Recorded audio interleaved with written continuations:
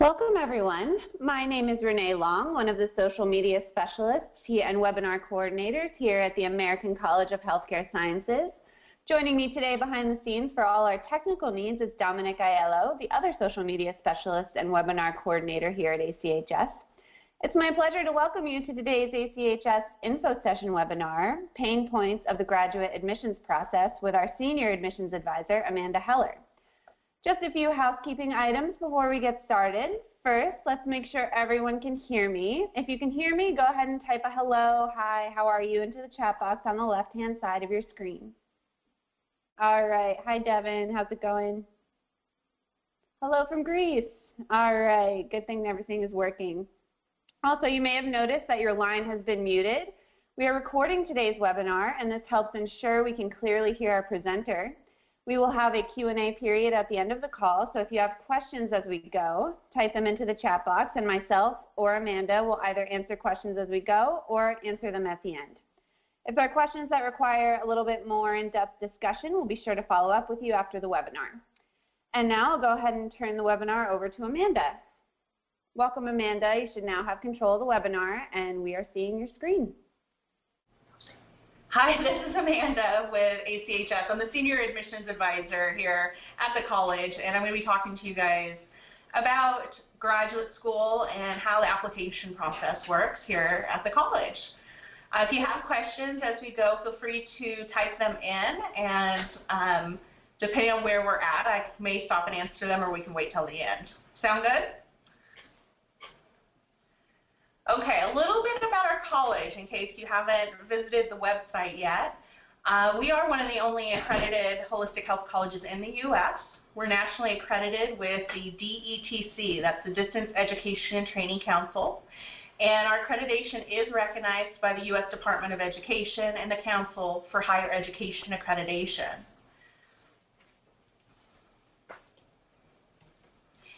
A little bit about our college. A lot of our graduates, alumni, as well as ourselves, are aligned with people within the professional industry, such as the American Herbalist Guild, the Aromatherapy Registration Council, and the National Association of Nutritional Professionals. We have a link on the website, which I recommend all students considering even undergrad, but also graduate work. Go ahead and take some time to browse those, because graduate school is all about networking, and any organizations you can be part of is a good thing. So what does it mean, and what does it take to get into graduate school? Typically, probably been thinking about taking this next step for a while. You contacted the college. Now what's next? Just to get paperwork together, we will need an official unopened transcripts from the college you earned your bachelor's degree. And this does need to be a college that's accredited and recognized by the U.S. Department of Education. I get a lot of questions often whether or not a Bachelor of Arts or a Bachelor of Science is required. Either or is more than acceptable. Whether someone has a science background or those prerequisites is not a requirement to enter the master's degree program. So we can answer some more questions regarding that here in a bit as well. Next, you want to submit a letter of recommendation from a professional reference. Now, I have a lot of students that get to this point and sort of pause, whether or not they're working professionally, maybe they've been out of the workforce for a while, or they're not working in the field they want to move into. So it can be hard to think of somebody to ask. When I say professional, we're referring to someone that you have a professional relationship with. It could range from professors, people you've worked with and volunteer, different organizations, your current job, management, co-workers. Anyone that you're aligned with professionally that knows you as a person can speak to your ability to do well in graduate school and your passion and interest. Do they know who you are, what you're looking to do, and why you'd be a good fit? How do you ask for a letter of recommendation? Typically, it's going to be most appropriate that you call and talk to that person versus sending an email. But sometimes I understand email can be the only way to contact somebody. But do try to uphold that professionalism, reach out to them by telephone or even go visit and ask them so you guys can discuss what you're looking to do and what you're asking of them. Typically, you'll want to ask as soon as you are considering graduate school, because it can take a few weeks to get a letter recommendation back from the person you're asking. So don't wait till the last minute, because they have a lot of things going on as well. And don't be afraid to also follow up if you haven't heard back from them after they offered to write you the letter. Right now, we are registering students for our spring semester. Registration deadline is December 20th. Luckily, almost all my students have their letters of recommendation in. If you are working through the admissions process right now, applying to our graduate programs, it's something you may want to double check with the person you asked to see if they've completed that letter and got it to the college. So what's next? We want to be working together, student and an advisor, to find the best program to fit your needs and goals. How do we figure that out? We want to talk about where you see yourself in the next 4 or 5 years, 10 years down the road. Why are you looking to go to graduate school? Are you changing your career? Are you following a new passion? Is it to help move you forward in the company you're already aligned with? So those are some great questions to ask yourself, and sit down and talk to your advisor about what you're wanting to do, how your interests began, and so that way we can narrow down which program will fit within those goals and needs and fulfill those so we can, help you keep moving forward in the admissions process. We have 5 different master's degrees: Master's of Science in Complementary Alternative Medicine, a Master's of Science in Aromatherapy, a Master's of Science in Herbal Medicine, a Master's of Science in Holistic Nutrition, and a Master's of Science in Health and Wellness. I do have students ask sometimes what it means once they've earned a Master's of Science, and yes, because we are accredited, you will have an MS to put by your name when you graduate. I have some students that are maybe not ready to commit to a full master's degree program. I have some students that also already have 1 or 2 master's degrees, but they're looking to add a specialty or area of interest to their education, and that's where we'll often start talking about graduate certificate programs. Graduate certificate programs are comprised of graduate level courses, typically ranging 12 to 15 credits, that would add an area of focused core curriculum to add that specialty to the area you're looking to move into. So, any questions? So at this point, once we've narrowed down the field we're wanting to move towards, we're going to complete the intake assessment. What is the intake assessment and what does it mean? Intake assessment is the first part of our formal application. It is comprised of some short essay questions regarding goals, how the student came to become interested in the field, what they're hoping to achieve, their support system, and their background. These short essay questions help your advisor make sure they're leading you down the right path towards the right program and career with about the goals you've already discussed. But we also utilize it for once we submit your file officially to the admissions committee with our recommendation. It gives the admissions committee an opportunity to really get to know you as a person and a student. It's their window into who you are, really. So it is a very important part of the admissions process, so that way we can really, make our students look awesome. So now you've found a program, you went through the admissions process, you're probably asking yourself, now how am I going to pay for graduate school? As an accredited institution, our students have access to a wide range of funding options. And my graduate students, honestly, are using, a variety of different funding as they go through school. There's some students using federal financial aid that they qualify for eligible programs. I have some students that have taken out private loans. I have some students that are veterans or active duty in the military, and they're using their benefits. I have some students that have earned scholarships through various organizations and want to utilize that to cover their funding. I've had some students also receive some money through their state, typically referred to voc rehab, workforce. So those funds, when approved, they can use those to obtain education for retraining. And of course, any other options that student may have, we can always discuss them with you. But a lot of our students also recently been taking advantage of our payment plans. So there's quite a lot of options, as well as discussing, how many classes you would like to take per semester as we figure out what works best for you personally. So now we've been accepted. We have a plan of action. We know where we're going. What do we do now? The admissions committee, once they make their final decision on your acceptance, will contact the student directly by email with an official award letter, acceptance letter. And then your admissions advisor would be in touch within that 24 hours as well, and to discuss our next steps. That usually is comprised of completing the enrollment packet, the at-risk profile, collecting all the other paperwork, making sure, for example, transcripts have been received, and confirming registration, so that way you can be enrolled in your first courses.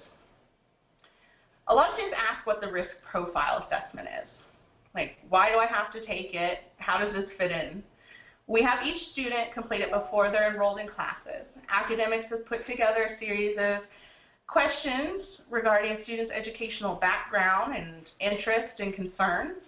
It's the tool they use once they receive to help set the student up for success before classes even begin. Students' success is very important to us, so we're wanting to reach out even before classes begin as needed. Lastly, we're going to confirm registration. We've already discussed, most likely, how many classes the student's taking, if you're going to be a half-time student, a full-time student. And then we're going to choose the classes that are most appropriate for your first semester. As we choose those classes together, we're going to put together that registration. We're going to verbally confirm it, and then help the student complete the formal registration paperwork as well. Once the student's formally enrolled, the paperwork goes off to the registrar's office, which is processed, and you're officially an enrolled graduate student. Classes that are starting on January 20th, our students that have already been through the process and are enrolled at this point are just waiting for classes to begin. Students have access to the classes on the first day of class. They've already been sent their password and login information for the classroom website, and they can immediately start talking on January 20th to their professors and navigating the classrooms. So now you're a student, how do you get around? Graduate students, again, always are usually on top of their game, want to know where their grades are, where they're at in their degree program. Maybe they need to even get some transcripts because their management's asking for it because of some tuition assistance or reimbursement program. So it all can be completed through my ACHS. Often you'll hear your advisor referring to it as possibly the Student Hub or the Student Center. You can log in and view all of your grades, print off unofficial transcripts. You can do a live chat to contact academics, and you'll be able to log into your class from here as well. And lastly, my ACHS and my favorite part of the web page is the social network aspect. In the Student Hub, students can put together a profile page, so they can talk about degree program they're in, their background. They can post their business or blog sites relating to their degree, pictures. You can join various groups other students have started. It's just a great way to, again, network with your students, other alumni, faculty, and staff of the college. No one outside the college cannot be part of my ACHS, so it's truly an inside networking device and a great way to be communicating. I get a lot of questions often about opportunities as alumni and graduates and reaching out even to our alumni. And we actually have our own alumni pages we keep extremely up to date. If you go to our alumni tab on the website, it's the top right-hand corner, you'll see there's tabs you can click into, so you can visit our famous alumni and look at their profiles and interviews. We have a graduate of the year. We also have links to industry recognition. On the web page, we also have links to our alumni practitioners directory. These are our graduates that have volunteered their information. So you'll see they'll often have their business or company website or pages linked to it, their phone numbers, email addresses, where our current students can contact them for networking purposes, maybe ask them questions. Maybe you found some alumni that work in your state. You want to discuss state regulations or the work they're doing in their field. So a lot of connections that can be made. So always recommend to my students, use your resources. Our alumni are amazing, and they love helping out current students. So that's the end of our webinar today. Any questions you might have, please type out the messages and we'll go through them one by one. Lydia, your interest in herbalism. Well, we have a master's degree in herbal medicine. It's extremely focused. It covers everything from botany and toxicology through herbal medicine, and even have some classes on consulting. It's great for students wanting to, still work with people one-on-one, not necessarily go work at the corporate level. Although I do have some students in the program that work for companies, and they're looking to earn their master's in herbal medicine and continue moving up into, say, research and development. If you have not earned your bachelor's degree yet, we have some amazing undergraduate programs as well in herbal medicine, depending on your goals and what you're looking to do. Deetra, do you have a program covering aromatherapy and herbal medicine? When students usually have a combined interest, if we're speaking about graduate programs, I typically would recommend looking at our Master's of Science in Complementary Alternative Medicine. It is a great program for somebody looking to pick and choose classes based on their interest. They may already be professionals in the field, work in academia, work in the medical field. So that way they can choose the classes that are going to benefit the outcome, what they're looking to do within the career they already have. We also have the Master's of Science in Health and Wellness. Has a great foundation in holistic health, and then the student actually gets to choose some electives, so the body's not completely set up for you. You can choose 12 credits of aromatherapy or herbal medicine classes to get the combination you feel will benefit you most.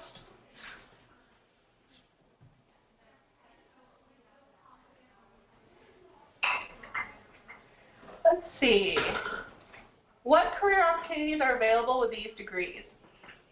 Sometimes it's really hard for me to answer because it's so varied. It's really impossible to tell a prospective student or even a current student that when they graduate they're going to come out with A, B, or C careers. But I can tell you what some of our graduates and current students are looking to do or are already doing. As an example, I have one student in a Master's of Science in Aromatherapy. She actually is working alongside some veterinarians and acupuncturists at a holistic health veterinary clinic at the moment. I have some students that want to have their own office or businesses, so they want to consult with clients one-on-one and be able to help them change their lifestyles or design wellness plans. I have some students that want to maybe have more of an apothecary shop, so be able to offer assessments and recommendations in terms of, say, herbal supplements or herbs, teas, based on the person's concerns or situations you've assessed. And of course, the typical corporate jobs. There are some large companies out there, depending on the field you're looking to move into, that possibly could be a good fit. I would definitely recommend checking out the alumni pages, though, because that can also help show where our graduates are working at the moment. Let's see, what other questions do we have?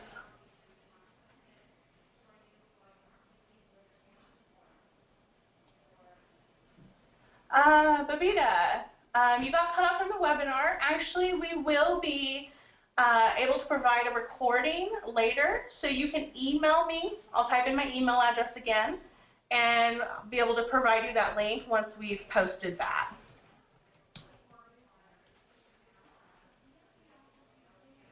Lydia, I got my diploma on Center for Agriculture, Entrepreneurship in American Farm School, teaching traditional beeswax. Lydia, do you have your bachelor's degree? Have you earned that?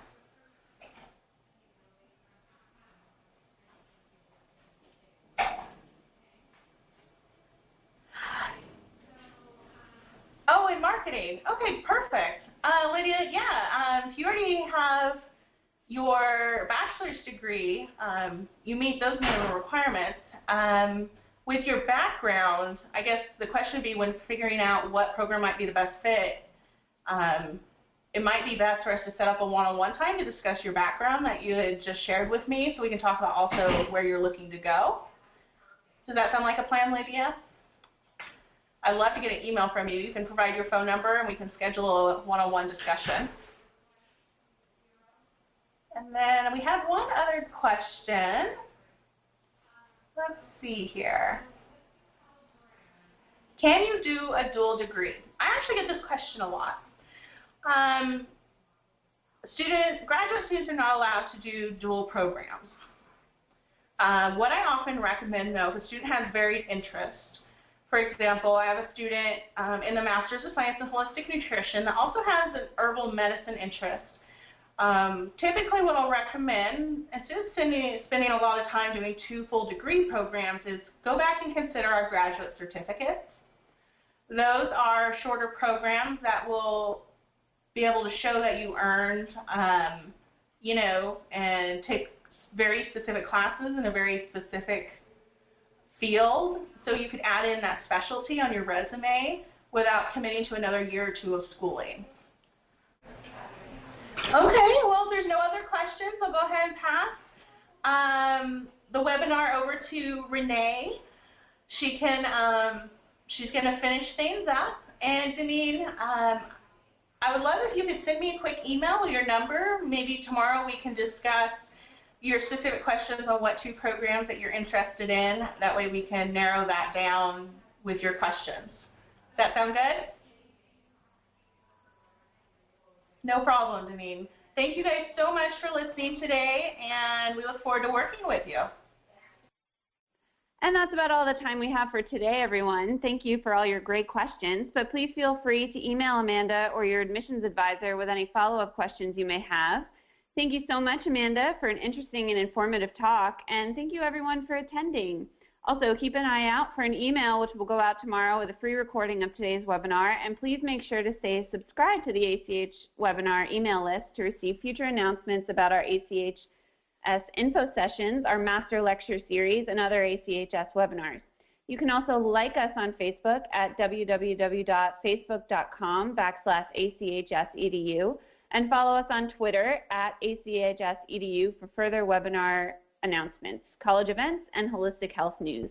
Thank you again, everyone, and have a wonderful evening.